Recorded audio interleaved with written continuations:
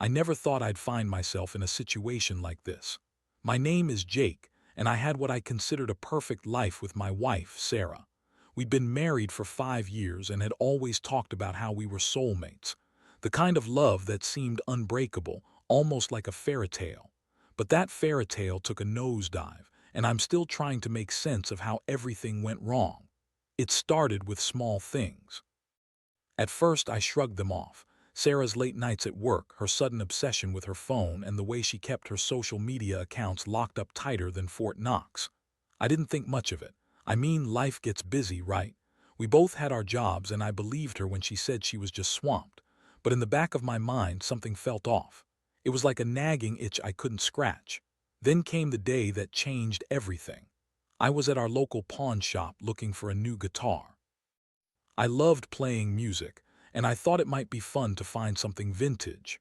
As I was browsing, I caught a glimpse of something shiny.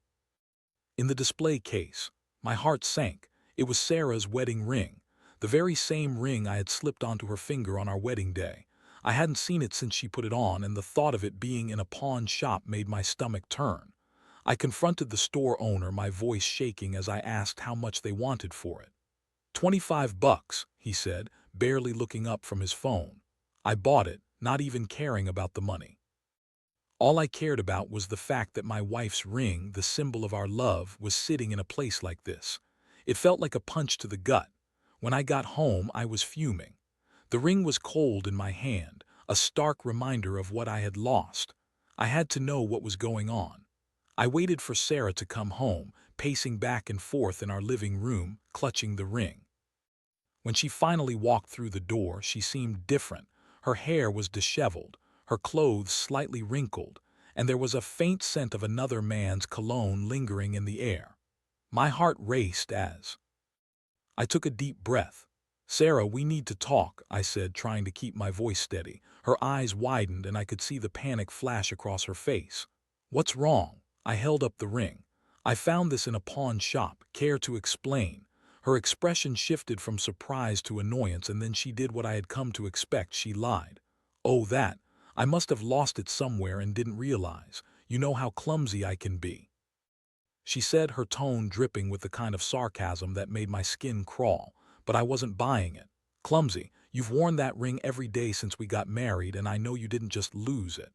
I felt a rush of anger surge through me. "Tell me the truth, Sarah. Are you seeing someone else?" She hesitated, and for a moment I thought I saw guilt flash across her face. Then she snapped back. "You're being ridiculous.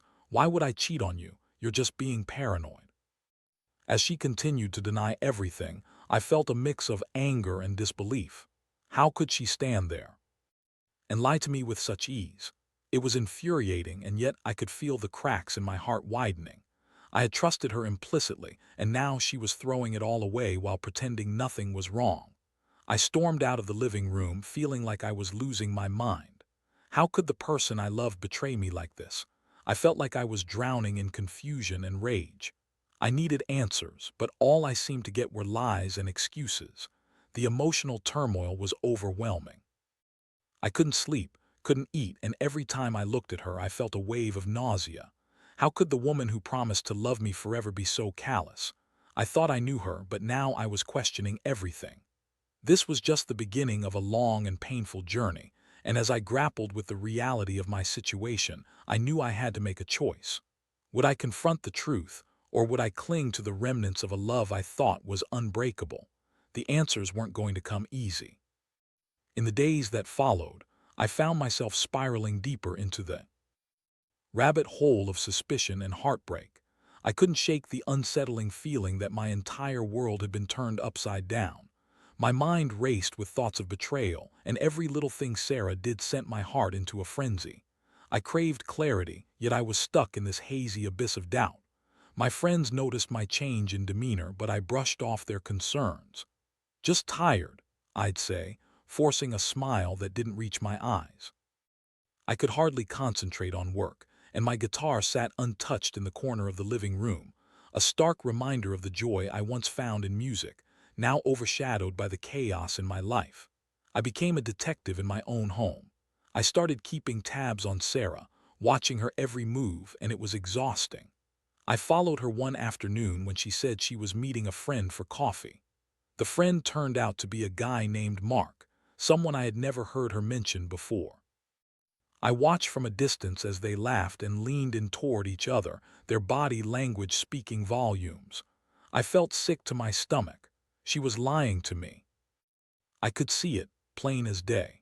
The way she tossed her hair and fluttered her eyelashes at him was everything I had once thought was meant for me. I burned with anger as I recalled the nights she had claimed to be working late. How many of those late nights had been spent with him? It suddenly felt like my entire life had been a lie. I snapped a few pictures on my phone, capturing their intimate moments, and the weight of my findings added another layer of grief to my already heavy heart. When Sarah came home that evening, I confronted her again. "You had coffee with Mark today. Care to explain that?" My voice trembled with a mix of hurt and anger. She laughed like I had just told her the funniest joke. "Jake, you're being dramatic. He's just a coworker. We were discussing a project." She brushed off my accusations as if they were dust on her shoulder, but I wasn't buying it. "Discussing a project, is that what you call it?" I shot back. "You're giving him the kind of attention you used to give me. The kind of attention you do. Give me any more." Her expression morphed into annoyance. "You're being paranoid, Jake. You're starting to sound like a jealous boyfriend instead of a husband. I can't believe you're accusing me of cheating." I could feel the anger bubbling inside me, but I also felt the tears threatening to spill. "It's not just paranoia, Sarah, it's common sense. You've changed. You're distant, and I know it's not work. You're hiding something." She rolled her eyes and sighed as if my pain were nothing more than an inconvenience. "You need to trust me. I can't deal with this right now," she snapped, turning her back to me. I felt the walls closing in, suffocating me with my own heartbreak. That night I lay awake, staring at the ceiling, the weight of betrayal pressing down on me like a heavy blanket. The lies, the deceit, it felt overwhelming. I thought about the love we had shared, the plans we had for the future, and the dreams we had built together. It all seemed so fragile now, like a house of cards waiting to collapse. I had to figure out a way to confront the truth without losing my mind. I started gathering evidence, taking notes about her whereabouts and the inconsistencies in her stories. I felt like I was at war, and my heart was the casualty. I needed proof, something tangible that would not only confirm my suspicions but also expose her betrayal. With every passing day, I could feel the anger simmering beneath the surface. I wanted to confront her with everything I had discovered, but I also knew that I had to be smart about it. If I went in guns blazing, she might just deny everything and twist the narrative to make me look like the bad guy. I needed to be strategic. My gut told me that I was on the brink of uncovering something monumental, and I was determined to see it through. I began to think about my options. What if I could catch her in the act? It felt risky and invasive, but the desperation clawing at me made it almost a necessity.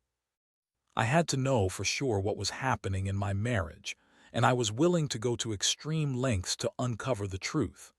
As I plotted my next move, I couldn't shake the feeling of impending doom. Whether I was right or wrong, this was a crossroads. I had to decide. Did I want to fight for my marriage, or was this a battle I was destined to lose?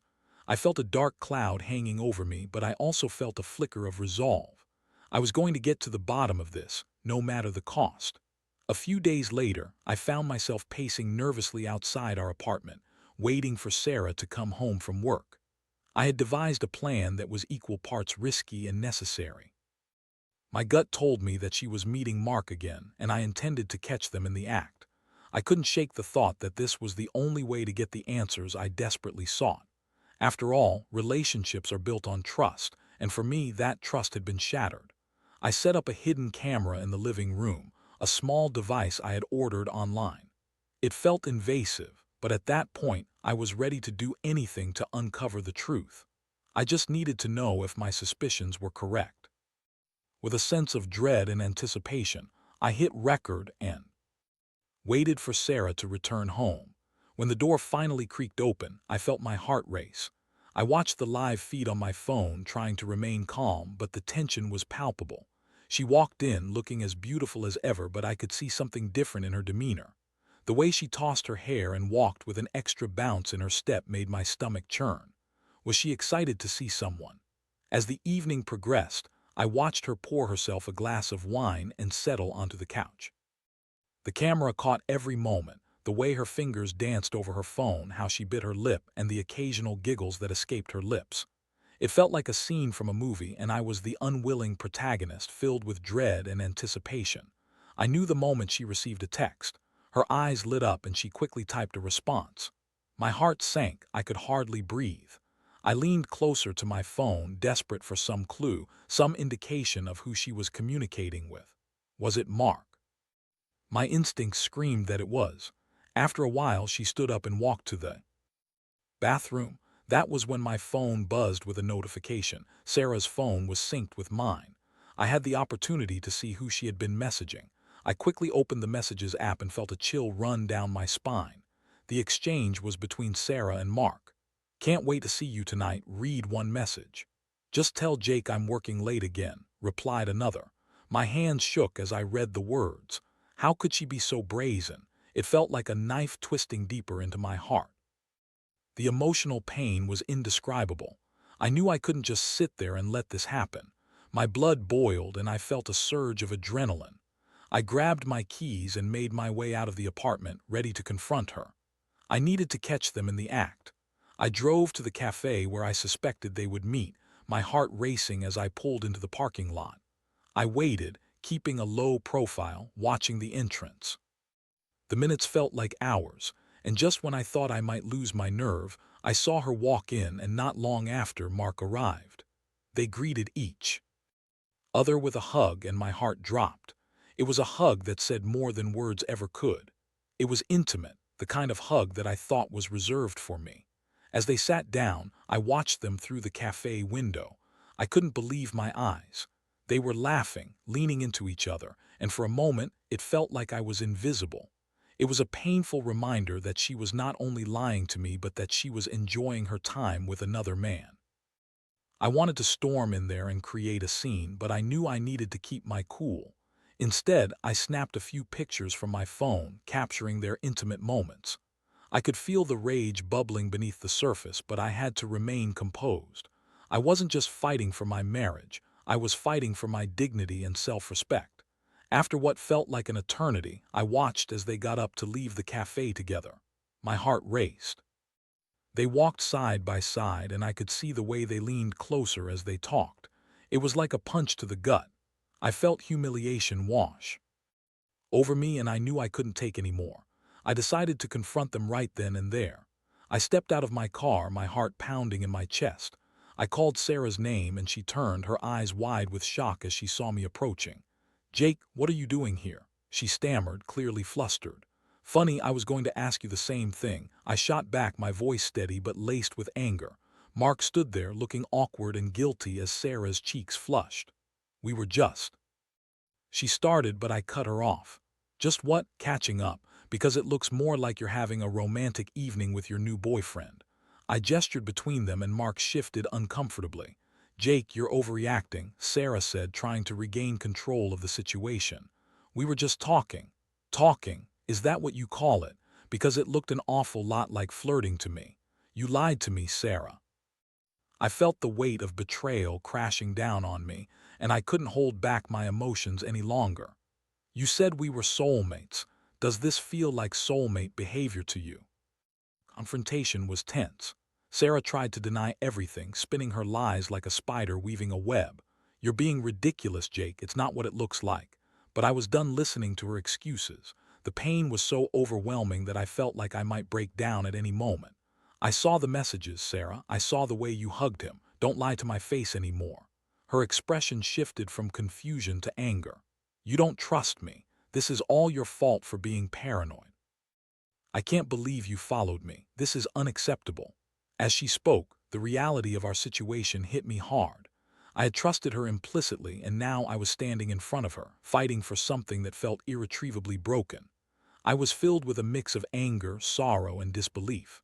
I had never imagined our love could devolve into such a painful confrontation.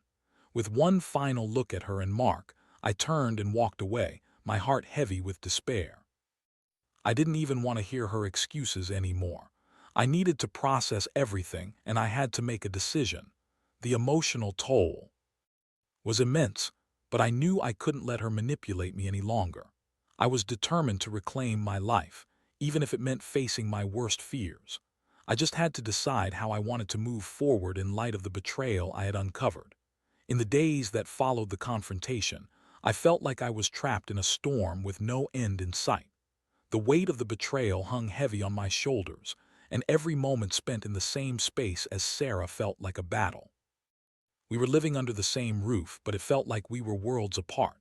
The tension was palpable, and the silence between us grew thicker than ever. I was still reeling from the truth I had uncovered, and I had no idea how to move forward. The next morning I woke up early, the sun barely peeking through the curtains. I lay there, staring at the ceiling, my mind racing with thoughts of what had happened. I felt like I was in a surreal nightmare, and no amount of wishing would wake me up. I knew I had to talk to Sarah, but I was terrified of what that conversation would entail. I didn't want to hear her excuses, her lies. I wanted answers, real answers that would help me understand why everything fell apart. After what felt like an eternity, I finally mustered the courage to approach her. We sat opposite each other at the kitchen table, the air thick with unspoken words. I glanced at her, and for a moment I saw the woman I married, the one who had promised to love me for better or worse. But that image quickly faded as I remembered the betrayal. "Sarah," I began, my voice steadier than I felt. "We need to talk about what happened. I can't keep pretending that everything is okay." She crossed her arms, her expression defensive. "I thought we were past this. You confronted me and I told you it was nothing. Can't we just move on?" "No, we can't just move on." I raised my voice, feeling frustration bubbling up. "You've been lying to me for months. This isn't something we can sweep under the rug. I saw you with Mark. I know what's been going on." Her eyes flared with indignation. "You're twisting things, I told you. He's just a coworker. You're making this into something it's not." "Really?" I shot back, each word laced with sarcasm, because it looked pretty real to me. "You were flirting with him. You said you were soulmates, Sarah, and now I find out you're out there acting like this." The silence that followed was deafening. She looked away, her face flushed with anger and guilt, and I could see the internal battle she was fighting. "I didn't mean for it to happen, Jake," she finally said, her voice quiet. "Things have been complicated between us. I thought you didn't want me anymore." "What? So you decided to cheat instead of talking to me?" I couldn't believe what I was hearing. "You chose the easy way out instead of addressing our issues. That's not how relationships work. You just threw everything we built away because you didn't want to communicate." She opened her mouth to respond, but the words never came. Instead, she broke down in tears, and my heart twisted in response. Despite my anger, I felt a flicker of empathy for her pain. "I don't know what to say or how to fix this," she sobbed, her hands covering her face. "Maybe you should have thought about that before you decided to betray me," I replied, my voice softer now. I was exhausted, emotionally drained. I felt like I had been fighting for my life and I was losing. In that moment, I could see both the woman I loved and the person who had hurt me standing in front of me. I wanted answers, but more than that, I wanted closure. I needed to know if there was anything left worth saving between us. "Where do we go from here, Sarah?" I asked, my tone shifting from anger to sorrow. "Do you even want to try and fix this, or are you just looking for a way out?" She looked up, her eyes red and puffy. "I don't know, Jake. I know I've messed up, but I also feel lost. I didn't want this to happen. I thought I could find happiness with Mark, but it just made me realize how much I've taken for granted with you." It was a moment steeped in vulnerability. Part of me wanted to scream at her. Another part longed to reach out and comfort her. I was torn between the hurt and the love I still felt for her. "I need to think," I finally said. "This is too much for me right now. I don't know if I can forgive you, but I also don't want to make a rash decision. I just need space to figure things out." She nodded, tears streaming down her face. "I understand. I'm so sorry, Jake. I never meant to hurt you." As I walked away from the table, I felt a mix of despair and resolve. I knew this wouldn't be an easy road, but I had to prioritize my own healing. I needed to process the betrayal, and I needed time to figure out what I wanted. I couldn't let her manipulate my emotions any longer. Over the next few days, I threw myself into work and my music, trying to find some semblance of normalcy. I spent hours playing my guitar, pouring my heart into the melodies as I grappled with the pain of her betrayal. The music became my refuge, a way to express the turmoil within. I also started jotting down my thoughts in a journal. I wanted to document everything, the anger, the sadness, the confusion. It was therapeutic, and I found solace in writing down my feelings. I wanted to look back one day and understand how I got through this dark chapter of my life. But as the days turned into weeks, I couldn't shake the feeling that a decision had to be made. I had been given a glimpse of the reality of our relationship, and it was painful. I couldn't ignore the signs any longer. I needed to decide whether to fight for my marriage or let go of what was clearly broken. And deep down, I knew that whatever choice I made, it would shape the course of my life moving forward. It was time to confront my own feelings, my own desires, and what I truly wanted from the future. I just hoped I could find the strength to do what was right for me. As the weeks rolled on, I found myself caught in a whirlwind of emotions. Each day felt like a struggle as I tried to navigate the remnants of my marriage. Sarah was still living in the apartment, but we had settled into an uneasy truce. We exchanged polite greetings and made small talk, but the tension loomed over us like a storm cloud. I could feel the weight of our unspoken issues pressing down on both of us, suffocating and unresolved. Every night I would sit down with my journal, pouring out my heart onto the pages. Writing had become an outlet for me, a way to process the chaos swirling in my mind. I wrote about my feelings of betrayal, my anger, and my sadness. I documented the moments when I felt like I was regaining my footing and the times I fell back into despair. Each entry became a testament to my emotional journey, and through it all, I started to gain clarity. I realized how deeply I had been affected by Sarah's betrayal. It wasn't just the act of infidelity. It was the erosion of trust that had shattered everything we had built together. I felt like I was in a constant tug-of-war between love and hurt. Part of me still longed for the woman I married, the one I thought I knew inside and out. But another part of me screamed that the relationship as it was could never be the same again. One evening, I decided it was time to have another conversation with Sarah. I needed to lay everything on the table and address the elephant in the room. I could no longer live in this limbo state of uncertainty. I called her into the living room after dinner, my heart racing as I prepared for what was to come. "Sarah, we need to talk," I said, taking a deep breath. "I can't keep pretending that everything is fine. We have to address what happened between us."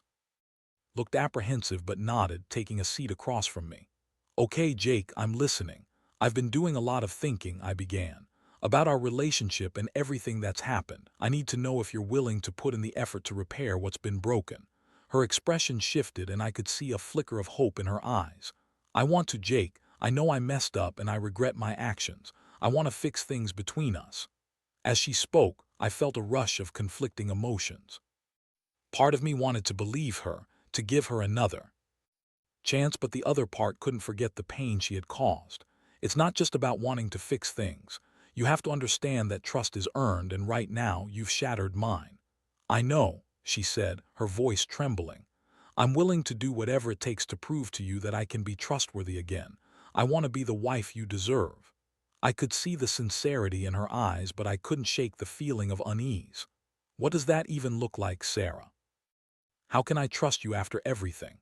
"I can start by being more open with you," she replied earnestly. "I'll share my phone and my plans. I'll do anything you need to feel secure. I just want us to work this out."